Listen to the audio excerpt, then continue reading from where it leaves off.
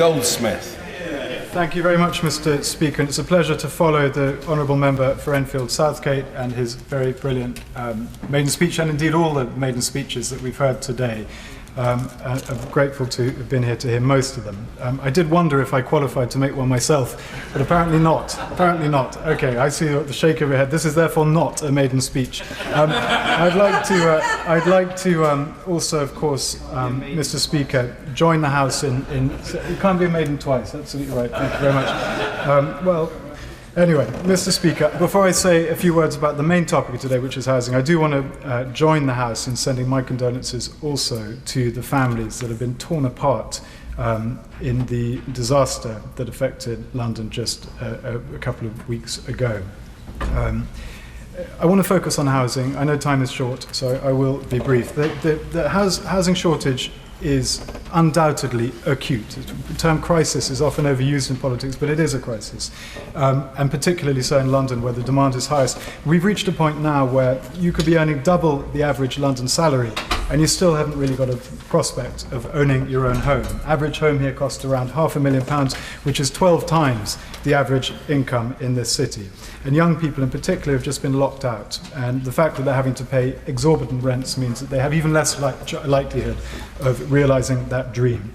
So without urgent action now, the problem is going to get even worse. The population in London is likely to hit 10 million within around 15 years. So I was very pleased by the emphasis put in the manifesto on tackling this problem, a commitment to deliver 1 million homes by 2021 and to double the housing budget to 20 billion.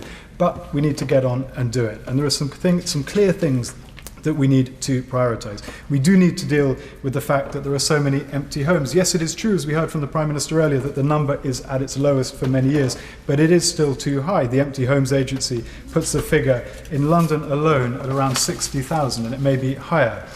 We need to get more competition into the sector. The sector has become effectively an oligopoly, a tiny number of giant developers accounting for the vast bulk of the development and demanding huge returns based on often spurious viability tests.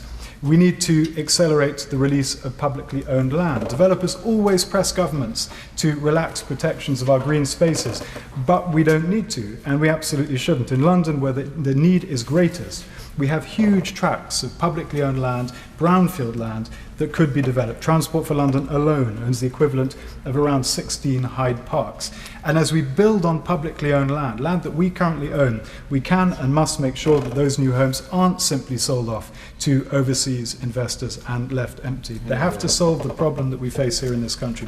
But there is something else we need to do, something that has taken on a grim new relevance in recent weeks. Right across the capital, we have tower blocks that were rushed, poorly designed, poorly built, and which, many of them at least, are now coming to the end of their lives. And there is a growing realization that we have now an obligation to rethink our approach completely. And I want to focus briefly on one aspect of that.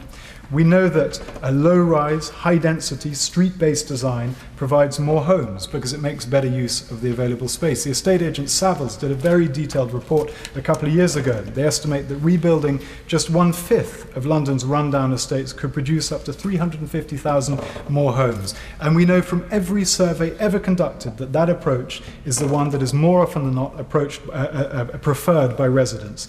So with so many tower blocks needing serious investment, now is surely the time to look at a different way of doing things. And we can avoid the mistakes of the past. We can build in a way that breaks down those barriers, strengthens communities, provides homes that people actually want to live in.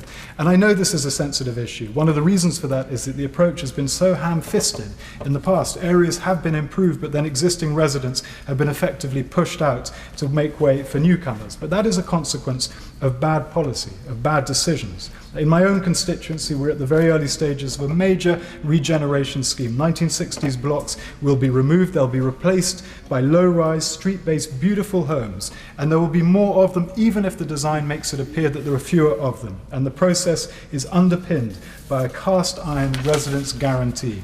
No one living there today will be unable to live there tomorrow. No one living there today will have to pay more tomorrow, and no one will have to move twice, which is particularly important for elderly residents and also for young families with children at local schools.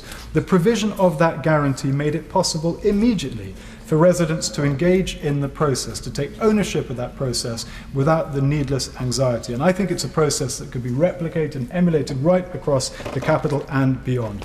I just want to finish with one further point. Planning is almost always a deeply divisive issue, and if we're to have any hope at all of securing people's consent to deliver the sheer quantity of homes that we know we must deliver, the planning system itself needs to be more sensitive, more open, more consensual. It needs to work with rather than against people and communities. People need to feel that they own that process. People know we need more homes, if not for them, then for their children.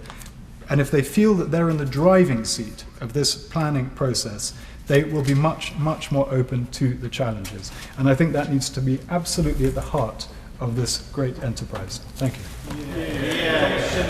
Thank you, Mr. Speaker. It's a pleasure to follow the honourable member.